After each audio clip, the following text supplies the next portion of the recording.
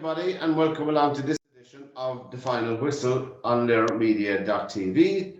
And we have an email, as usual, info@lairmedia.tv. And don't forget to subscribe to our channel. It's the red button at the bottom right-hand corner of the screen, and tell all your friends about us. Good evening, Martin Waters, and welcome again. Good evening, Pat. How are you?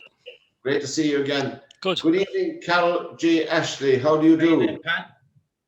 Nice to see you again. Look, I sent down a few talking points to all of us at the start of the show. So I suppose we'll start with the soccer, the conclusion of Euro 2020, which happened last night. And Martin, did you see much of the match? I watched every minute of it, Pat. So I think BBC started coverage at about 6:30, so like 90 minutes before the start. So no, I didn't watch the build-up, but I kind of tuned into, I suppose, some of the news outlets in the lead-up, and just to get a kind of an inkling of the type of atmosphere surrounding the match. And there was some good news and bad news in relation to what was going on before the game. So that didn't sound too good. When the game kicked off, England just got off to a fantastic start. I kind of felt that they were approaching the game similar to how they approached the game against Germany, where they were lining out with a kind of more of containing the opposition, and then I suppose eventually just wearing them down. And I think against Germany, they scored in the 75th, and I don't know, was it the 82nd minute? It was late into the game. But I almost felt that the early goal kind of maybe came too early for them, in that, scoring after 2 minutes and they were on top, but yet they had 7 defensive players on the field and 3 attackers, and trying to defend the 1-0 lead for 90 minutes, just a really tough task. And as the game wore on, I just felt, they were retreating further and further back, and Italy were beginning to gain the upper hand. And really through the second half, Italy were totally on top and thoroughly deserved their equaliser. Then we go to extra time and penalties, and of course penalties is a lottery.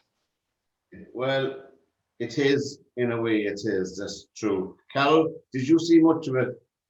I logged in after about 5 minutes after kickoff. I don't really like the build-up and the national anthems. I find it all quite nauseating. I just like watching the football. And I watch all the games for free online. I don't subscribe to Sky or anything like that. So I tuned in after about 4 minutes, and to my surprise, England were 1-0 up, and they were replaying this goal from this amazing move. Yeah. And as I say, Phil Foden had been left out of the bench and the squad, so I was gutted for the lads. Yeah. There was still Sterling, Walker, and Stones from the City contingent in the side. But the 2 star players for the tournament have been Declan Rice and your man Phillips from Leeds in the midfield. Yeah. And your man Southgate seemed to have a really good system where he's got Luke Shaw, one of the players of the tournament, bombing down the left, and Trippier then, and they're both playing as fullbacks when you're in the back 5. But then they're playing as pushing on midfielders when you've got the 3 at the back. So I think Southgate really seemed to win the masterclass with Mancini for the first half. But then, like Martin said, it all went a bit Pete Tong, and the mindset was to hold on to the 1-0 when they had a chance to bring Grealish on and really take advantage of the home crowd, take advantage of the way that they were playing, and push for a second and a third. But Mancini's Mancini. I fancied Italy before a ball was kicked. I had Insigne as captain of me Euros fantasy team, and Italy have been amazing throughout the tournament, and I hadn't seen anything to change my mind.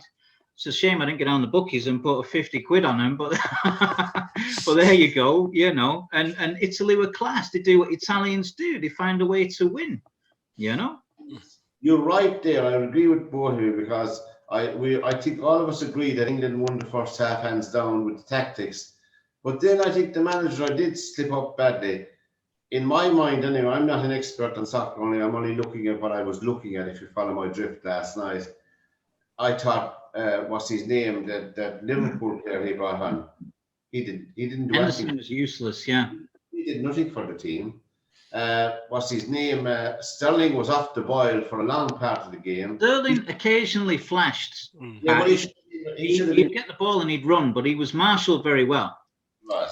He should have been replaced, and that would allow Kane, in my opinion, that's all it is, more freedom. But they were very well marked. You must remember that the Italian defence was fantastic, you know. What Mancini did very well was he brought Immobile off, and he brought in Barella or Berardi, who's a midfielder. So he had no striker, and he put Insigne through the middle. Yeah. And that unsettled England. And from that moment on, Italy bossed possession because they were holding on to it very nicely. So you could say that Mancini kind of outbossed Southgate really in the tactical stakes. And with Grealish sat there on the bench, you don't have to be a genius to figure out what the game was crying out for was for a bit more invention and creativity from the players that have done so well throughout the tournament. Bringing Rashford and Sancho on to take penalties. These lads haven't really had a kick throughout the tournament, and then you're expected to go up and stick it away when there's like, you know, the UK media and the press all you know, I just think it was nuts to do that. You obviously look at the lads who do the penalties in training, don't you? So they obviously had an idea beforehand.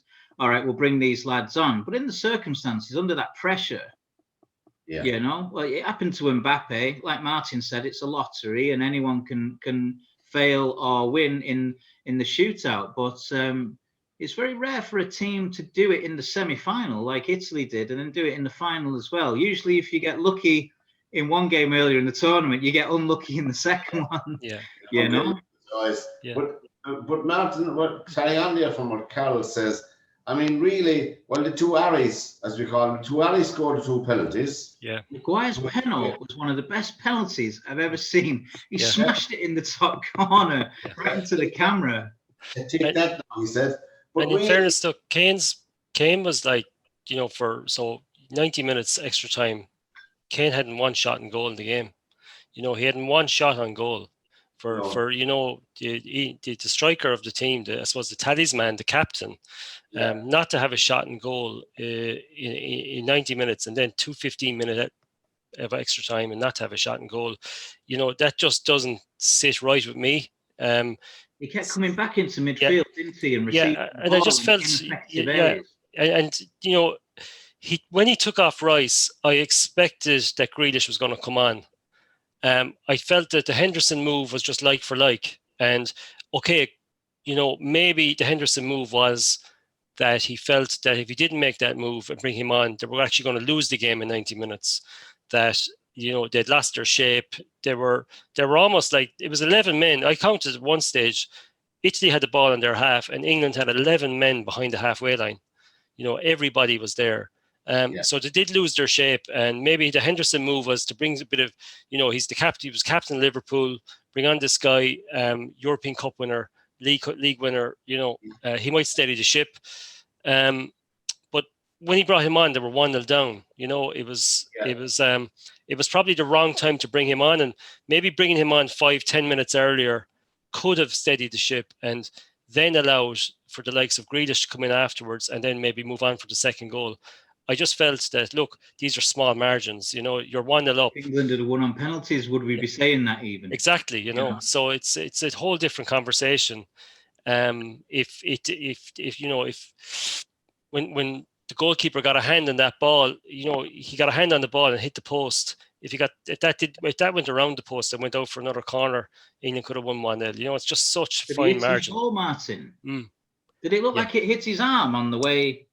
On the flick on from the near post? I think it was, I can't remember who got the head on it, but he definitely saved it onto the post. And then it was... There was a flick on it, the near post. If that was a Man City goal now, they'd replay it on VAR till they could disallow it. But anyway, be that as it may, I obviously I agree, generally speaking, a penalty shootout can be lottery, but really... the manager failed miserably again in putting 3 raw young lads in front in a European Cup final, in a Euro Cup final, which they haven't played in for a long, long time, and some of those haven't played in any final. I don't know what the thinking was there. I'm Yeah, but like, surprised Sterling didn't put his neck on the block. Yeah, I am. He's been through. And just looking at who else would have taken a penalty, you only really had, like, he took Henderson off, so Henderson was substituted for Sancho, so you really only had Luke Shaw, John Stones, the goalkeeper. Yeah. You had Sterling. Yeah, Sterling should have So, taken it. and you Grealish. So they have to kind of stick to their guns, and obviously they had a plan. If it went to penalties, this is what we're going to do. And if Rashford or Sancho aren't on the field, we need to get them on the field. Now, like, hindsight again, if they got them on earlier, maybe they would have been into the game, and they would have been that bit, the adrenaline would have been flowing, and they came on, like, it was almost like, it reminded me of in American football when they bring on a guy for the kicks, to kick a field goal. Like, that's his job, that's all he does. Well, these guys are professional footballers, they play football, they don't just come on for penalties. So yeah, it was strange, but I just wonder what happens in the huddle when they decide who's taking these penalties. Who actually put their hand up and said, "I'll take one, boss"? Did Saka put his hand up and say, "Yes, I'll take one"? No, sure. Did Sancho? Like, we're not privy to that information. No, So, but the man did say, the manager, Southgate, said he had selected the penalty takers himself. Yeah, but like, a player can turn around and say, "Listen, boss, I don't feel it. I'm not, and a senior player could put his hand up and said, "Look, I'll take one." The one issue I would have is the way. Listen has taken a few penalties. I saw him take a few penalties for Liverpool. Yeah, but he was taken back off, so he couldn't take one. So I would suggest maybe the lineup I felt was the one that like, if you look at the big teams, if you look at Portugal, like, Ronaldo will take the last penalty. If you look at Argentina, Messi will take the last penalty. I felt that England just maybe got their strategy wrong. Like, having Saka as your last penalty taker, to me, was a big. The 19-year-old guy, have him in the middle, maybe. Yeah.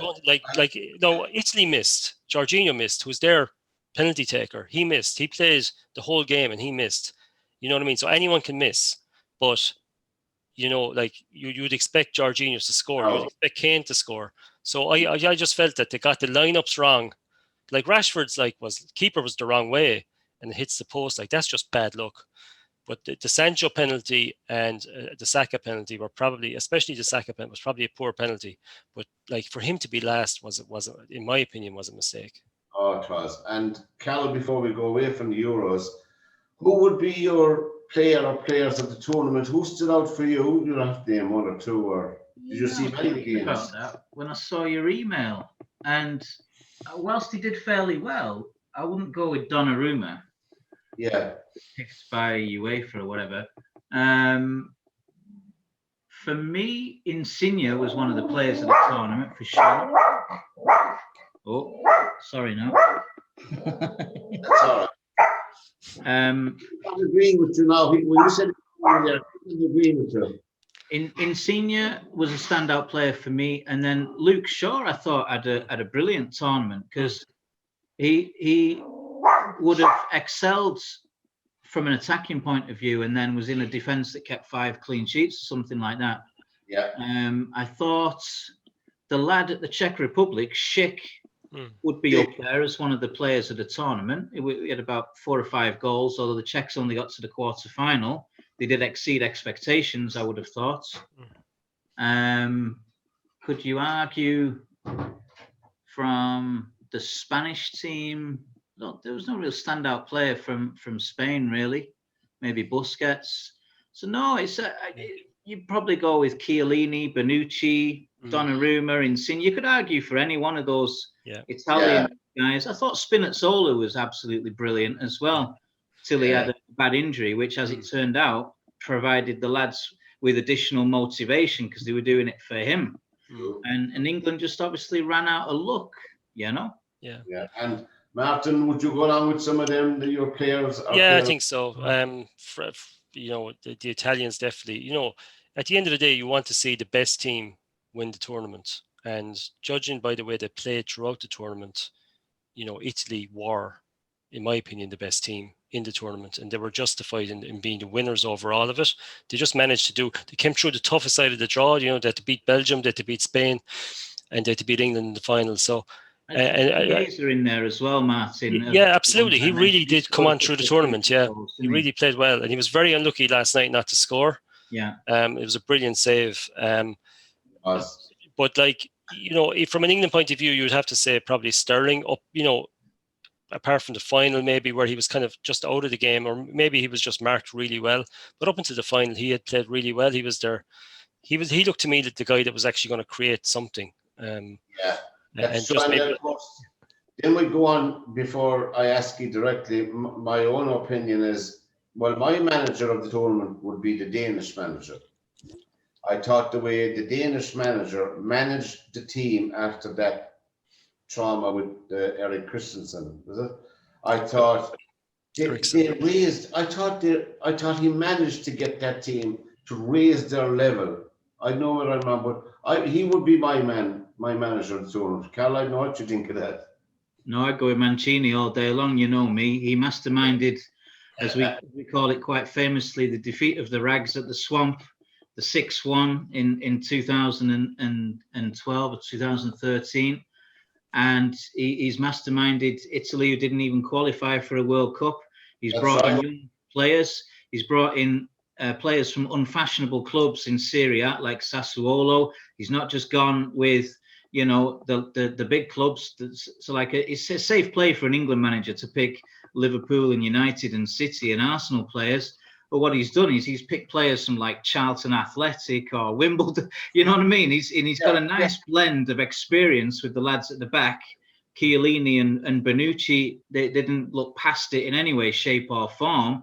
But in footballing terms, they're old lads now, And then the blend of attacking players, the blend of different players from different teams, and then the kind of slick interplay, but then also the way he outclassed Southgate in the final with the substitutions were crucial. He made Southgate look inexperienced, which in fairness, Southgate himself has overachieved with the expectations. I don't think anyone expected England to win it when you had Portugal and France and Spain and Italy all quite so strong, although the draw ended up being very favourable for England. So you could argue Southgate didn't have to do that much with the players he had. But Mancini all day long, Pat. Yeah, me too. I think Mancini as well. Yeah, Martin, would you go along with that? Well, obviously, 100%. He won the whole thing back. Yeah, and plus, he not only did he outsmart Southgate, when you think of it, like the way they set up, England just had caught him on the hop early on, and he adjusted the team and adjusted the way the formation of the team, and it paid dividends in the second half. He also outsmarted the Belgian manager in the quarterfinal, where the Belgian striker was just totally isolated, and his two centre backs could comfortably he was unlucky not to score, but he just seems to adjust the team and the setup of the team when it's needed. So he's very astute. If you think of the Spanish match, it was almost a total role reversal from the Spanish game, where Spain almost had 70% possession, Italy at 30%, and Italy came out on top on penalties. And it was the reverse last night, where Italy had nearly 70% possession. Yeah. And they still come out on top on penalties. So he is really shrewd. Yeah. And he deserves to be the manager of the tournament. Yeah, for Hamley, I'll give you Mancini, but my man will be second. The Danish man will be a good second. I mean, Denmark weren't far away from being in the final. I would also give the Hungarians a mention as well, Pat. I thought the non-rainbow flag waving and non-socially distanced Hungarians were unbelievable. They like on paper, you would say Portugal, tick, France, tick, Germany, tick, and you'd put them down as wins all day long. Against Hungary exceeded expectations. I thought the manager was brilliant. The players were brilliant. And some of the games earlier on in the tournament, the ones to watch were the Hungary games. They were absolutely amazing. Yeah, full of spirit and good.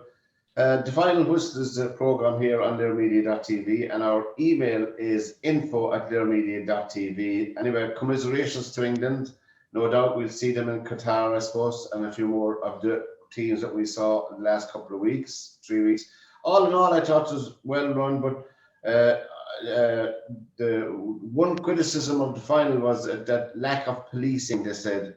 But the UEFA is responsible for all the organisation. Let's not take that away from it. Whether it's in Dublin or London or Manchester or Paris, UEFA runs the tournament. Anyway, well, we'll run a few little things as well. Well, anybody into horse racing? No. Not really. We'll skip through quickly. Galileo. The reason I mentioned Galileo, he sired 5 Derby winners. He's the most successful sire in horse breeding, whatever that means, daddy. And he also sired 85 Group 1 winners and sons and daughters. So, I mean, apparently it was $600,000 for each go with him. And it didn't matter whether he was successful or not. Can you imagine that? $600,000. That's a different angle to the phrase. It was worth the roll in the hay. That's true. And he got loads. He got loads of hay. But that was our Galileo. People can look up the stats on Galileo and look up his magnificent career as well. Seemingly he earns Coolmore over 40 million a year. Yeah, unbelievable. Whatever Coolmore stud. Yeah, that is worth the trip in Feathered, just outside Feathered. Where is that, guys? Is that near me? Yeah, outside Feathered, Coolmore. It's just fantastic complex, and they'd be more than happy to show you around there. You know, it's just to see it as. JP McManus lives about 10 minutes from us here near a little village called Elton. Mm. Yeah. Is that the same fella that's connected with Coolmore Stud, or am I showing my ignorance there of horse racing? What's his name? Magner, John Magner. Okay. Yeah, Coolmore. Yeah. So they're. Yeah, he's Coolmore. Yeah. There's a few more people. There's a whole conglomerate. Desmond is involved in it as well. You know, the chap that has a share in Glasgow Celtic. That second best soccer club in Scotland. Now another man who's playing 10 years international soccer won his first trophy the other night for Argentina. You all know who I'm talking about. They won the Copa America. I couldn't believe it when I was reading it. I mean, he's been playing, international football with Argentina. That's Lionel Messi. And it was his first trophy. Did anyone really see the match? I just watched the highlights of it. A 1-0 tough affair between Brazil and Argentina. I suppose sometimes it depends on what team you're playing with. I mean, we had some fabulous players who were soccer players with different clubs down through the years, but on international honours, they were very scarce with some of our golden age people under Charlton. So Messi, I suppose, has been unlucky, and it's been a fallow time for Argentina. I suppose Messi came in at the end of the golden era of Maradona and all that wonderful team in the 80s and the early 90s. What do you think? Would Messi be up there with the best? From a club perspective, absolutely, sure. He's been one of the best of all time with what he's done in Spain with Barcelona. From an international perspective, I'm trying to remember, but I know he definitely got to one World Cup final and they were beaten. I'm trying to remember, was it against Germany, where he almost carried Argentina to the final. Yeah. So from an international perspective, success has been scarce. But, you know, like they won the semi-final, I think, against Colombia. Was it on penalties? Yeah. So again, he's been dragging them to success. But like South American football, in my opinion, has been on a downward spiral now for many years. You know, it's, I suppose the volume of South American players that go to play to Europe, go and play in Europe, it's kind of like it's diluted And a lot of them declare for other countries as well. So you have some of them declaring for Portugal and wherever they move to in Europe. So, it doesn't have the same aura as it used to have. No. And it's such a pity. Since the big money transfers came in, and you know this, Carol, as well, an awful lot of Brazilians, Argentinians, and some other Peruvians and all of that have come, and they've been so well looked after and well paid. They hadn't the same drive or interest in paying for their country. What do you think, Carol, of that? Yeah, I think it has destroyed the national team, particularly Brazil. I know from like this particular tournament, I didn't watch any of it. I'm an employee for 4 days and I'm self-employed. I'm involved in 2 startup companies. I write books and I don't watch the TV. I don't read the newspapers. My time is precious, and I would have made a point of watching the Euro tournament matches, but the Copa America stuff, I wouldn't have watched any of them. But over the years, the Argentina team would have been perennial underachievers. When you look at the team sheet, they always look like a fantastic side, but didn't really turn up for major tournaments, or didn't really play as a team, or they had a kind of hire and fire revolving door of managers. So I don't know what the right blend was this time, because I didn't watch any of the games, but Well, I suppose it was nice from Messi's point of view. He's 34 now, he'll be 35 this year. He is coming to the end of his career, we're not wishing. Was Aguero playing? Was Aguero on the team? Was he scoring goals? Aguero was on the team sheet, all right. I see his picture, but I think Aguero is a spent force myself as well, he's at the end. We both know that he's at those people. They're at the end of their careers, but it's nice for them, I suppose, to win it, And I don't know what kind of team they have for the World Cup. Anyway, we have Conor McGregor over the weekend, got his ankle broken in the first round of his UFC fight. Do you see any of that? Anyone see that? And no interest at all in I don't either on air, but only my son filled me in the details. I'm a lay Buddhist as well, so I have no interest in violence.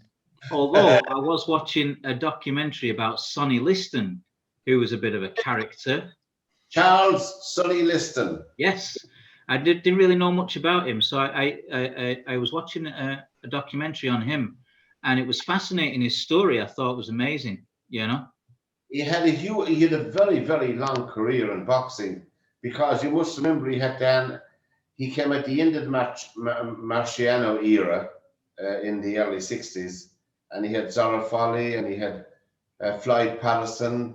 He was the 24th of 25th children, Pat. Yeah, but he had a lot of Louis Armstrong, 25 kids, like that they know of. Yeah, there's 25 children around the United States of America, where Sonny was the dad. Now, Louis Armstrong was a great story. They reckon Louis Armstrong had at least one child in every state in America. Look, that's only I don't know that. Look, I don't know that. I'm just saying this allegedly. Sorry, that's the word. Thanks, Mary. You're sorry, allegedly. But Charles Sonny Liston, I loved watching him. He was a fearsome heavyweight, but nobody could cope with him whatsoever till Muhammad Ali or Cassius Clay. Stayed him on in 64, and Liston. They were laughing in the corner. If you see that fight in black and white, Liston and the cornermen were laughing. There's this young brash kid from Louisville, Kentucky, Cassius Marcellus Clay. They thought, this guy will last 2 or 3 rounds and that'll be the end of it. But because I'll tell you, he was superbly fit. That's Clay, superbly fit, and brought a whole different current standing belt, and the strongest man wins, And he had, of course, the Mafia. There was a kind of a negative backstory with Sonny Liston. He was rejected and abused by the media because of his Mafia connections. Obviously has been the 24th of 25 kids, grew up in extreme poverty, and did whatever he needed to do to survive, and ended up in sort of ghetto parts of where he grew up just to survive. He got in with a bad crowd. There was drugs, there was addictions, but like to see him in the ring, there was nobody could compete with him. If they said if he hit you, you broke something. You either broke an elbow or you broke a jaw. Every time you hit you broke something. He was that hard. You know, where are the characters like that gone? Well, there's one contestant, Martin. I know, but none of us are medical people here. Yeah. But I remember my dad telling my dad was a boxer in the army when I grew up, before I was his son. But he was always interested in boxing. But Liston hit a boxer one time in his jaw. I don't even know is it an old wives' tale or not, but it's often told that the force of the belt the man broke his ankle falling down. It was such not only did he break his jaw, he broke his ankle as well. The boxer he knocked out cold. But Liston, of course, his demise was in 1970 when he. They said after he won the world title and he got back on a plane to Philadelphia and he got off the plane and nobody was there to greet him, he was heartbroken and he lost his desire to fight after that, because normally you'd get a receiving welcome from the people that you're representing in the community that you're representing, but they did such a job on him in the media that his name was muck, you know. And of course, Martin, if you want to look it up one time, if you're interested in boxing with Sonny Liston, when he was found dead, apparently they called it suicide, but it emerged years later that the inquiry into his death was not. There wasn't much attention paid to it, so to speak, you know, which is very sad. A lot of boxers, of course, wound up, and sure, Joe Louis himself wound up and just to greet her in a hotel, you know, which for a superb boxer. But that's the corruption of boxing has been well known down through the years. But anyway. But like at least in that era, Pat, you would probably get the best fighters fighting each other. What I find in boxing now is the best fighters almost try to avoid each other, especially at the heavyweight division. More so than any other weight division. You know, I see, you know, through the over the last 10 to 15 years in the welterweight, middleweight, those types of divisions, it's kind of like, you know, they do take each other on. You know, but like as the heavyweights have proven lately, it's a case of I suppose handpicking your fights as best as you can before you actually face that career-defining fight. You know, that fight between Joshua and the Gypsy King, Fury. Will it ever happen? You know, and it's such a shame when you compare it to that era where you know, Foreman fought Muhammad Ali. You know, I remember the Tyson era where, you know, like Tyson was fearsome, but yet guys took him on. You know, like Bruno took him on twice. From 1985 to 1990, Mike Tyson, everyone that challenged him, off we go, lads, get it on. He was, you're right. In my lifetime, apart from Muhammad Ali, Tyson was the best pound for pound heavyweight I've seen in my lifetime, apart from Muhammad Ali, from 85 to 90. Now, we all know about his personal problems, about the jail, about the rape. We don't condone what happened in his personal life. But when Cus D'Amato died, Cus D'Amato took this kid off the streets. Tyson we're talking about. Yeah. And he was taken in by Cus D'Amato, and he was treated as his son. He was treated as a human being for the first time in his life. And when Cus D'Amato died, you could see the downward spiral again. Yeah. That anchor that he had, that trust he had, was phenomenal and fantastic. But we could talk about those all night. Now let's get on to the final whistles of the program and nearmedia.tv and info@nearmedia.tv. The Tour de France, is it all over, Martin? Is there only a question of who's going to be second, third, or fourth at this stage? Because Pogacar has he won?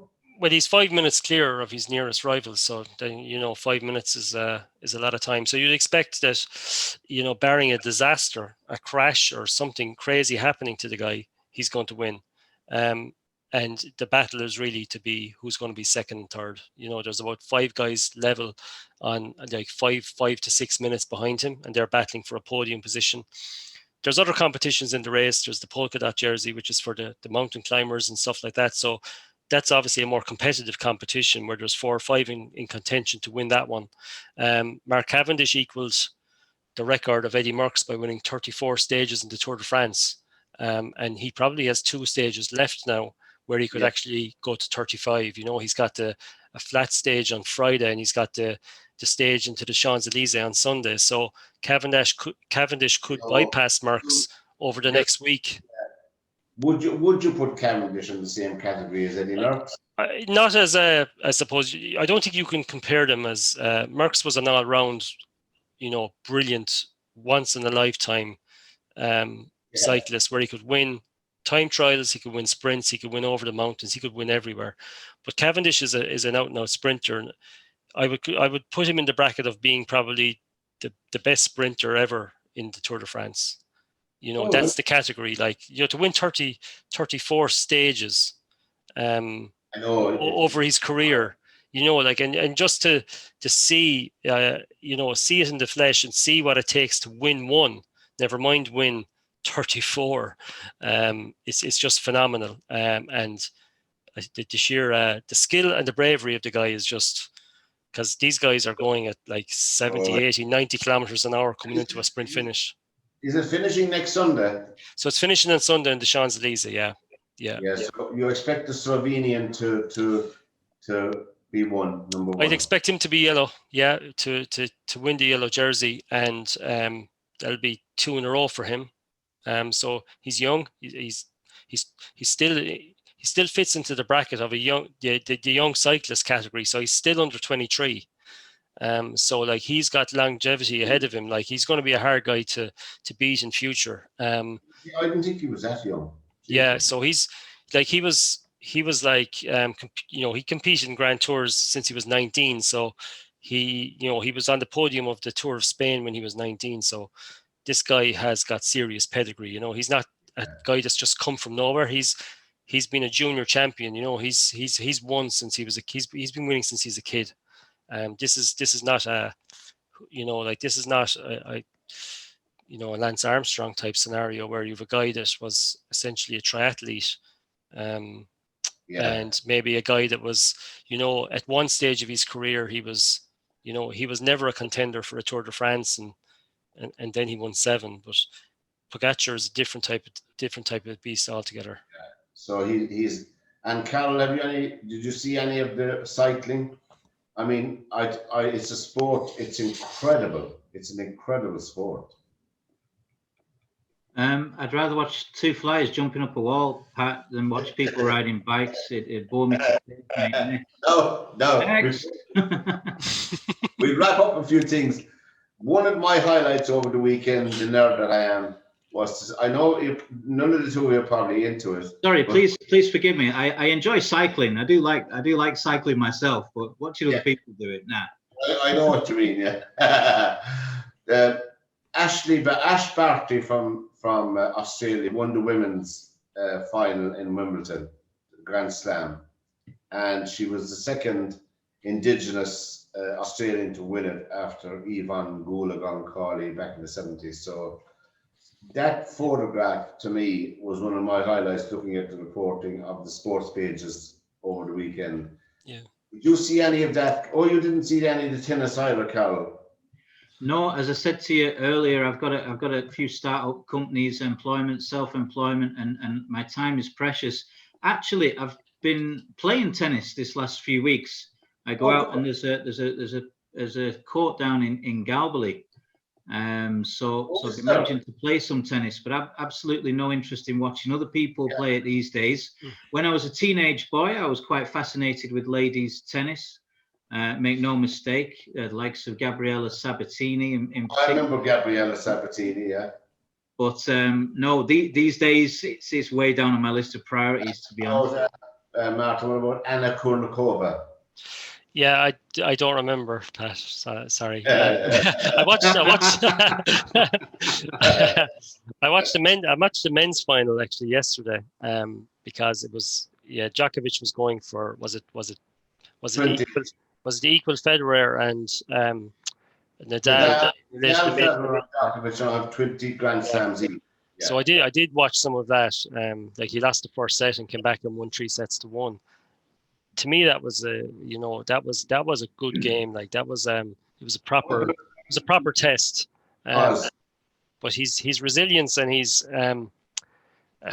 just wears his opponents down no matter how good they are. He just seems to have that thing where he's never beaten. But I didn't see the women's game at all. Yeah, and believe it or not, Carol, I was down visiting my dad last week, and I was watching because he likes the cricket, a bit of cricket. We were watching England. They beat Pakistan in the one day, which I love. I love these 40 or 50 overs. I love that. I like that format in cricket. I think it's helter-skelter from the first ball, you know. There's no time or anything, and they're going for it. Did you get to see any of that? No. I don't even have time to umpire Munster cricket matches over the last 3 or 4 weeks, but I hope to get back out in the middle soon enough again. You'll have to do an online course for us there and get us trained up in umpiring, you know. We could fill in for you now and again. I did 8 weeks with the LCU and SA. To say it was death by Zoom is kind of putting it kindly.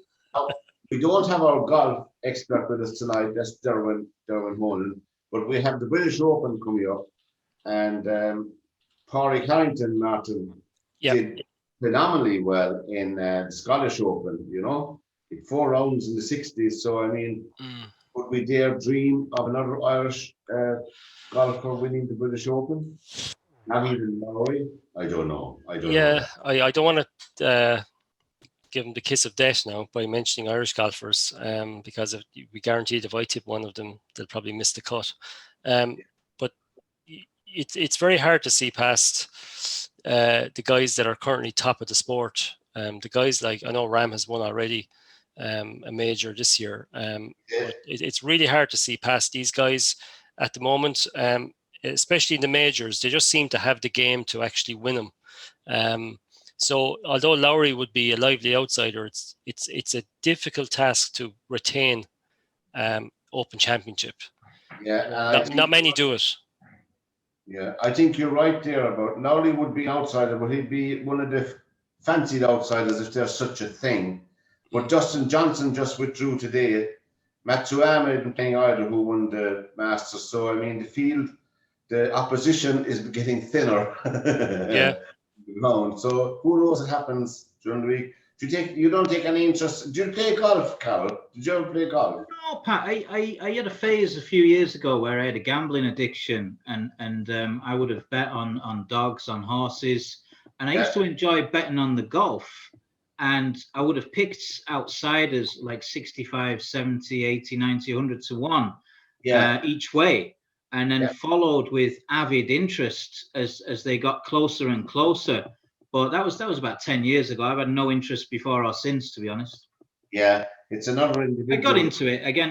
My time is precious, and you know what I do appreciate the skill levels in all the sports that we've discussed. But no interest in golf these days.